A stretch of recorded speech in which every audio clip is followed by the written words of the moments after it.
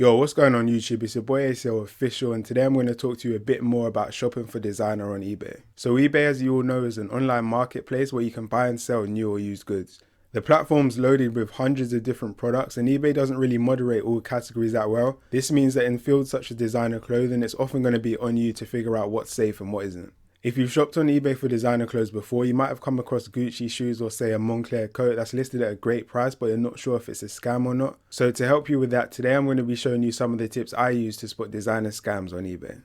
We're going to start off by looking at the most obvious detail first, and that's the feedback. Right now you should be able to see some Gucci Aces on your screen. These Gucci Aces are actually fake, and if you are familiar with them, you should really be able to tell just from the tone of the leather. But anyway, the point I'm making here is in relation to the feedback. So rather than just checking the score, which is what most people do, and just leave it at that, you want to actually go into their feedback and see the comments people have left. This is a detail I look at on every single eBay account, but it's even more important for the ones who aren't scored at 100%. So if we take a closer look at this guy's feedback, we can see someone's actually left a comment saying that a product they received was fake. If you see anything like that, you've got to be extremely suspicious straight away.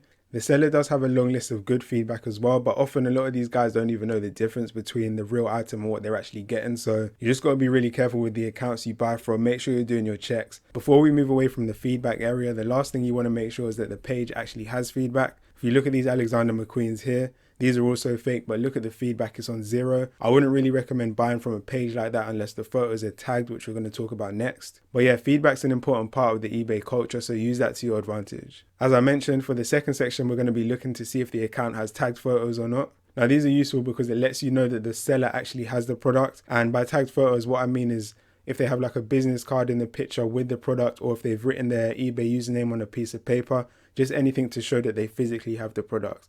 Something like this is always a good sign, and as I mentioned in the previous point as well, don't sleep on the eBay feedback. Moving on to tip number 3, this just involves knowing your product and taking a closer look at the eBay images. For this example, we're going to look at a fake pair of Christian Louboutins which are listed as real. If you want to learn more about how to authenticate a pair of Christian Louboutins, you can go onto my IG page. I will leave the link in the description. I want to keep this video kind of quick though, so what I would say is that if you are looking at a pair of Loubs on eBay, make sure that the pictures listed show all the key details. For example, this one here isn't showing the round padded logo on the side, which is one of the key details on the shoe. Then also, if you've done a bit of research and you know how the Loubs should look, you're going to be able to tell that the insole imprint isn't sharp enough, neither is the sole engraving, and the general material on the shoe just looks off. Finally, for tip number 4, you just want to make sure that you are paying attention to the description.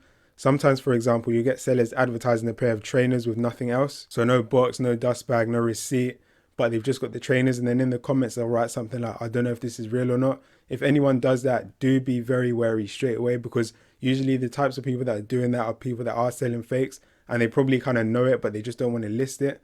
You can get cases where the seller doesn't actually know, but even still, I wouldn't really buy something off someone if they don't know if it's original or not. But anyway, that's just an insight to some of the things I look at when I'm shopping on eBay. As a side note, because you pay on eBay using PayPal, in the event that you do get scammed, you will be able to get your money back, but it's quite a long process. So I would advise just doing your checks properly beforehand just to save you the hassle.